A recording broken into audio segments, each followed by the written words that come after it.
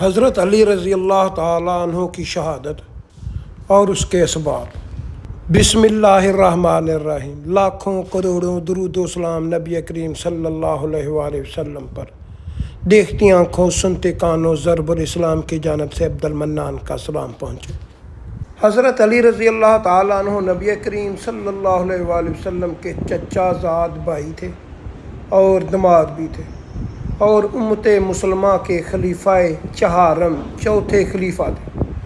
حضرت علی رضی اللہ تعالیٰ عنہ 13 رجب کو ہجرت سے 24 سال قبل مکہ میں پیدا ہوئے۔ حضرت علی رضی اللہ تعالیٰ عنہ کے بارے میں کہ کہتے ہیں کہ آپ بیت اللہ کے اندر پیدا ہوئے۔ حضرت علی رضی اللہ تعالیٰ عنہ کے امتیازی صفات اور خدمات کی بنا پر نبی کریم صلی اللہ علیہ وآلہ وسلم ان کی بہت عزت کرتے تھے اور اپنے قول اور فعل سے ان کی خوبیوں کو ظاہر کرتے رہتے تھے۔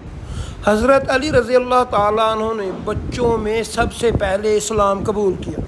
حضرت علی رضی اللہ تعالیٰ عنہ کے والد کا نام جناب ابو طالب تھا اور والدہ کا نام فاطمہ بنت اسد تھا۔ دونوں قریش کے قبیلے بنو ہاشم سے تعلق رکھتے تھے۔ ان دونوں کے بزرگوں نے بعد وفات حضرت عبد المطلب پیغمبر اسلام صلی اللہ علیہ وآلہ وسلم کی پرورش کی تھی۔ حضرت علی رضی اللہ تعالیٰ عنہ پیغمبر اسلام صلی اللہ علیہ وآلہ وسلم کے چچا زاد بھائی ہیں۔ بچپن میں پیغمبر کے گھر آئے اور وہیں پرورش پائی۔ پیغمبر کے زیر نگرانی آپ کی تربیت ہوئی۔ وہ ایک لمحہ کے لیے بھی حضور صلی اللہ علیہ وآلہ وسلم ان کو تنہا نہیں چھوڑتے تھے۔ آپ کے بارے میں عام روایت ہے کہ آپ نے 13 سال کی عمر میں اسلام قبول کیا۔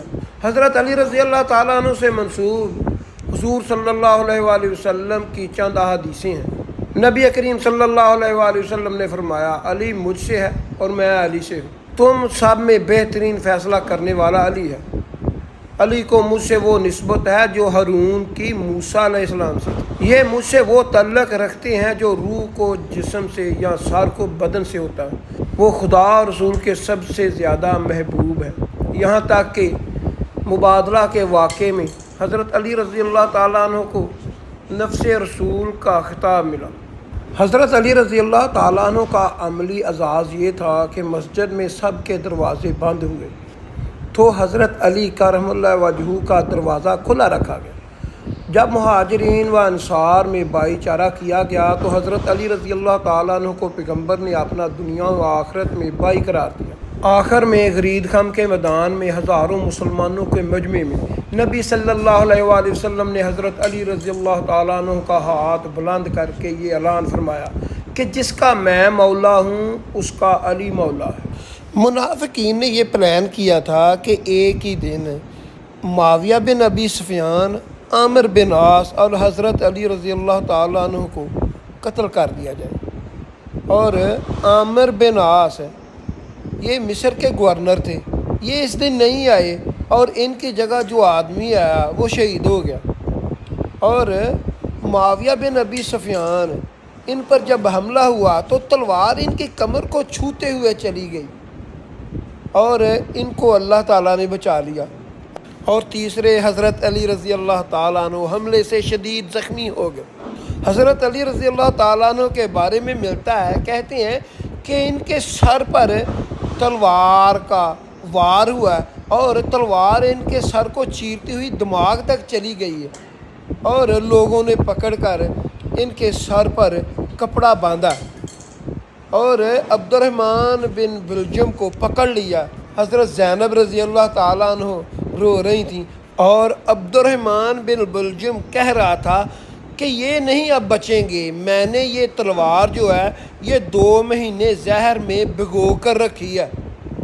یہ سب باتیں سننے کے باوجود حضرت علی رضی اللہ تعالیٰ عنہ نے ارشاد فرمایا کہ اگر میں زندہ رہا تو میں خود اس کا فیصلہ کروں گا، اگر میں دنیا سے چلا گیا تو سب سے پہلے کوشش کرنا کہ اس کو معاف کر دینا، اگر پھر بھی تم نے اس کو سزا دینی ہے تو ایک ہی وار سے اس کا سر قلم کر دینا، اس کو اذیت نہ دینا، تکلیف نہ دینا۔ حضرت علی رضی اللہ تعالیٰ عنہ 2-3 دن تک زندہ رہے ہیں۔